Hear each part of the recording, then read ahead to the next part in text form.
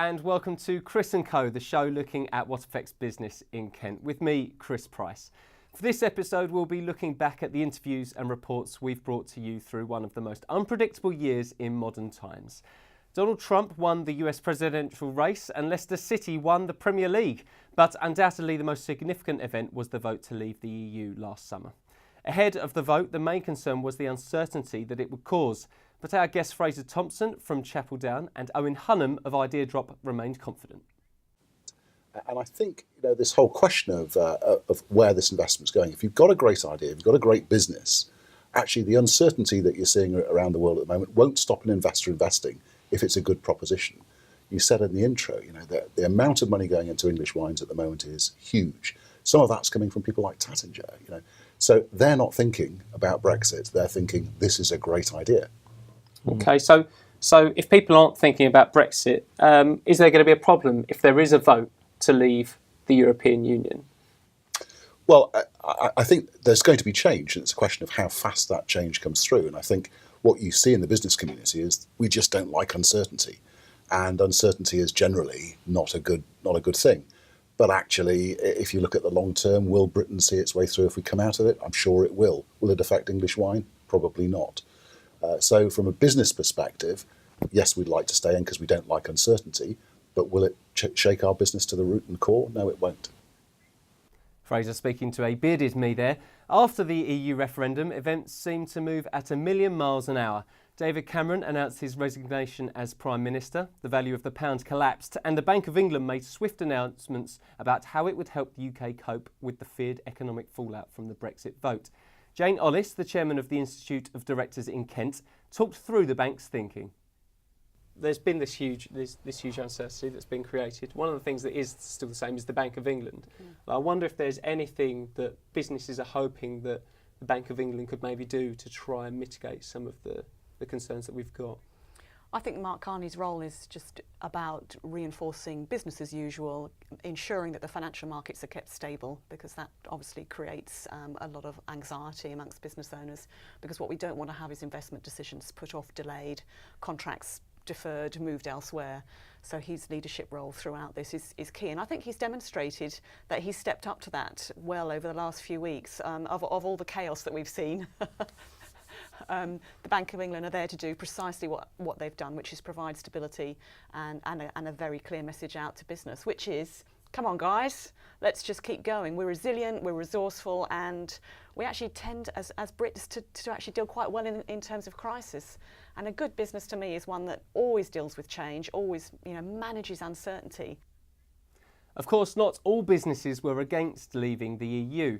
Many farmers were in favour of Brexit, as Kent County Agricultural Society Chairman Kevin Atwood explained.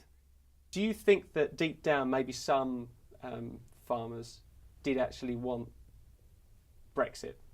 I'm absolutely sure they did, and if we look at the numbers where we were actually looking at polling within the NFU, clearly there was a significant percentage, probably something around 30%, who were in favour of Brexit. And it is about regulation. But when we leave Europe, and depending on the circumstances, if we're still trading with their single market, we will still have regulation. So the situation is something that will develop over 2 to 4 years probably. Despite its huge significance, Brexit did not hog all the headlines in 2016. This year, BHS stores closed nationwide, leaving our high street short of another great British brand. Retail expert John Bryce argued the demise of big-name shops is inevitable as the high street changes. So, John, you've lived in Medway for 40 years. You've seen the high street change over a long period there. Are high streets what they used to be? No, they're not what they used to be, and it shouldn't really surprise us, because with all the social changes that are happening, evolution takes its course anyway. For example, people work longer than they did before in terms of commuting to London maybe, and so there's less time to go into the high street. We also have the internet, so people are buying a lot more on the internet, and so the variety of shops are changing. And so, yes, things have changed dramatically. The number of shops, the style of shops. And I think now we buy a lot of what we'd call very cheap things from places like the pound shop that we can throw away instantly. But we take a lot more care over the more expensive things like household goods and clothes. So you can see those changes in the high street as well. As well as ailing high streets, businesses have had to get their heads around workplace pensions. Soon all companies will have to enrol staff. Louise Simpson-Brown, a financial planner at Creston Reeves, said the measure is a challenge for firms. How much of a headache are workplace pensions for small businesses then? Quite a large one, I think it would be fair to say. There is so much information, and I just feel that actually, in many respects, having a lot of information out there is good, but I have to say, from a small employer, or even really the large employer's point of view, they're obviously slightly better off because they usually have a whole department to deal with it. But a smaller employer, as we've just seen in that clip, you know, they go on the internet, they're trying to find out how on earth do you start even remotely, you know, what do I need to do to start a workplace pension for my employees? And there is just so much information out there, it is very, very difficult to know where to start. Earlier this year, we looked at Kent's growing wine industry. Chapel Down Chief Exec Fraser Thompson told us why the Garden of England has become a rival to the Champagne region of France. So grape growing, which is where it all starts from, actually Kent's well suited for it, and so it's a fantastic place to start. And then we sit right next to the biggest market in the world for champagne outside France, which is London and the southeast. So it's a great place to do business, and it's also we've got all the natural infrastructure to make that happen. So it should be no surprise. Although for 14 years people thought I was a nutter, and then it takes Tattinger to come along and suddenly I'm a visionary genius. But that's the way it goes, I suppose. Would you, if you're sitting on the supermarket, you know, you're at the supermarket, you see a Chapel Down, you see a one from France, which one do you pick? Ooh, Chapel Down, of course. Brilliant, right. Enjoying myself there. The availability of housing remained a hot topic in 2016. Rising prices are making it more difficult than ever for first-time buyers. But satisfying demand is not easy for developers either. Ella Brocklebank from Woodley Coles and consultant Cheryl Corsbrook explained. Rising house prices is not actually benefiting everyone within the construction industry? No, definitely not. From the main contractors, the subcontractors are managing to up their prices, but main contractors are generally not. And one of the biggest issues is their cash flow, and these are the things that have taken a couple of local contractors out in the last couple of years. So it's not necessarily going down the chain, the profit that's being made out of building houses. Prices are very tight. We're looking to sort of make savings for clients wherever you can without compromising on quality and without just having then a ream of bog standard sort of houses or developments really. So it's a very difficult position to be in really. So it's it's not as kind of clear cut as it might seem. For many, construction is still perceived as a man's industry, but we had two women on the Chris & Co couch talking about the sector.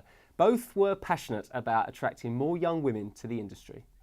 Is enough being done to encourage more women to enter the industry? Is it becoming a more women-friendly industry? In a word, not really.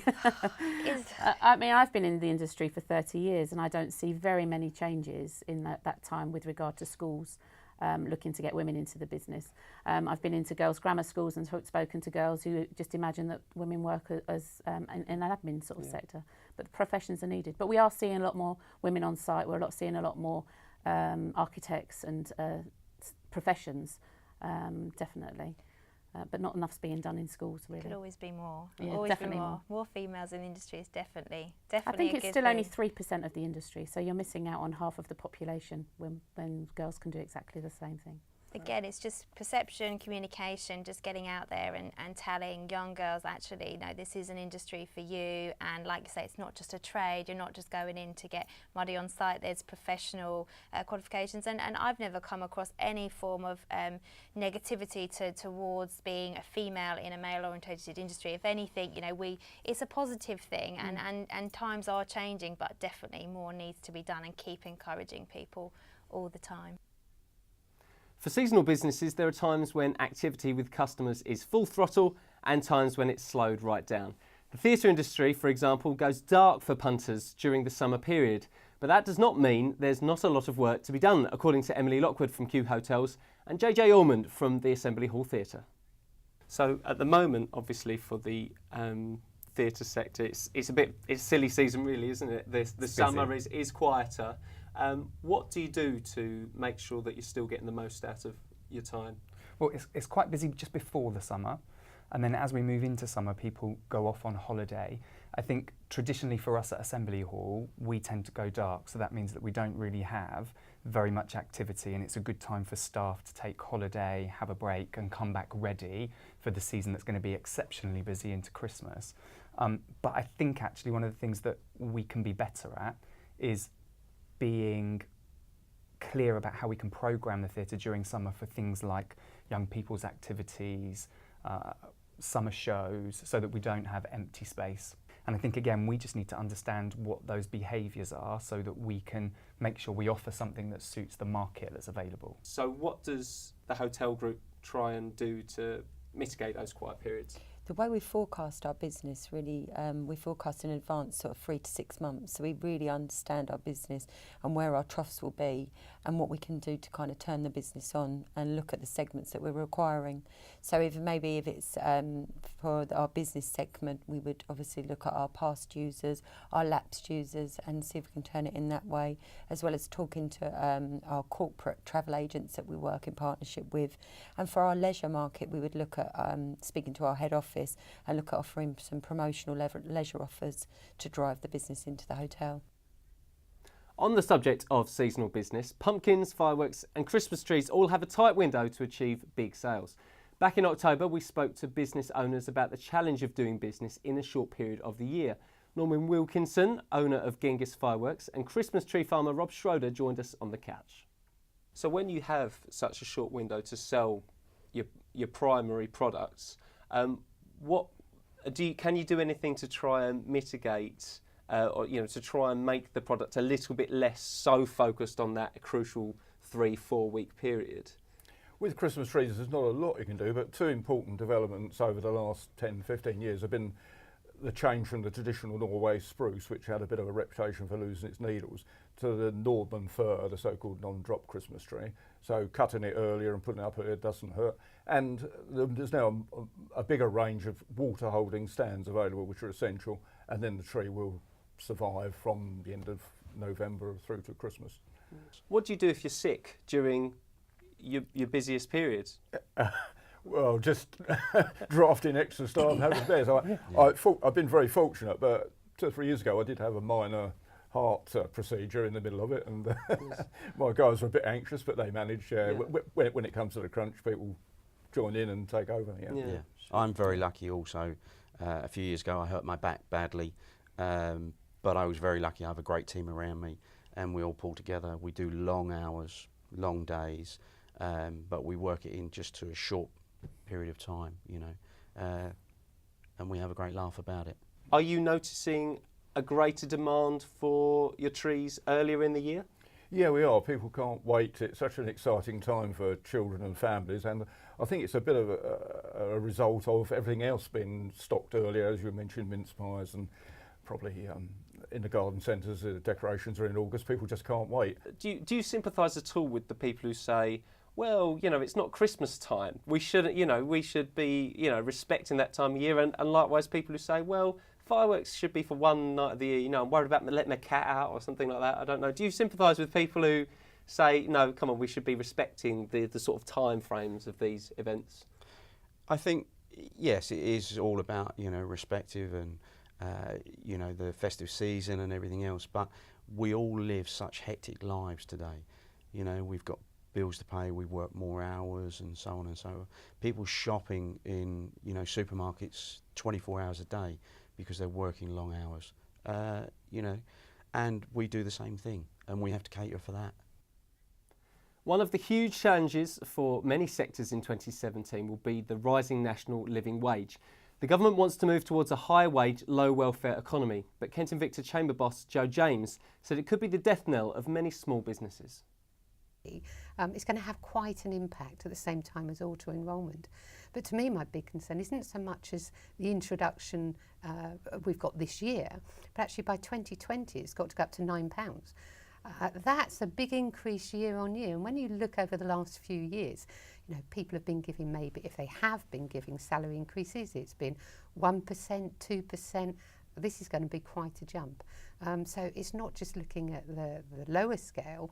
You've got to start then looking at differentials, because if your lower paid workers are going to be on £9 an hour, obviously that's got to go on up through the business. So actually it's a huge cost. Also at the same time, we've got the minimum wage, slowly increasing up, auto-enrolment coming up 1%, 2%, 3%. Huge impact, particularly on small businesses. And the election of Donald Trump as the next president of the United States in November sent shockwaves around the globe and is likely to continue to do so for the next 4 years after he takes office. But Denise Hamilton from Children's Salons said not all firms in Kent feel trepidation at the thought of the Donald being leader of the free world. The election of Trump has been seen by some as an anti-globalisation kind of reaction, a protectionist, the rise of protectionism.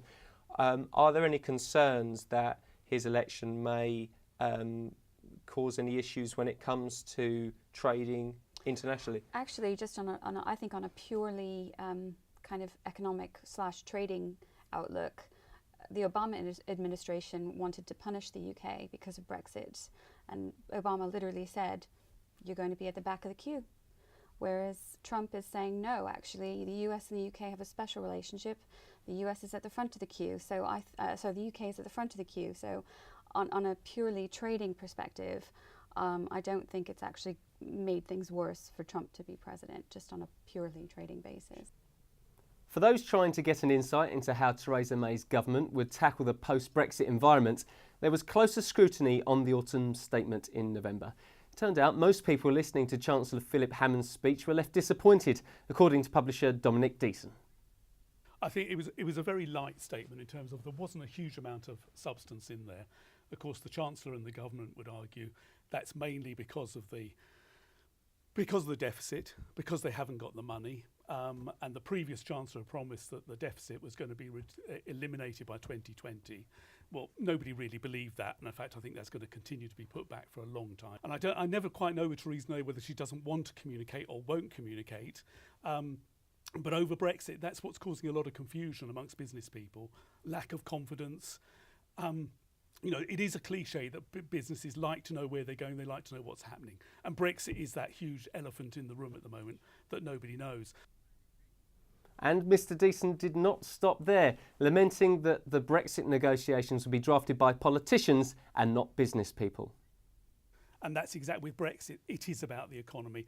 And as a business person myself, and having never had any faith in government and how they respond to business and what business needs, it should be business people who are running the Brexit negotiations. Now, whenever I say that to an MP, they'll say to me, but we're the elected representatives. But most of you don't know a darn thing about business. Let's hope they do. That's it for this review episode of Chris & Co, looking back at the crazy year that was 2016. We'll be back on the 17th of February next year. In the meantime, you can keep up to date with all the latest business news on our website, kentbusiness.co.uk, where you can also sign up to our newsletter, which brings you the top stories each day. For now, thanks for watching. Bye-bye.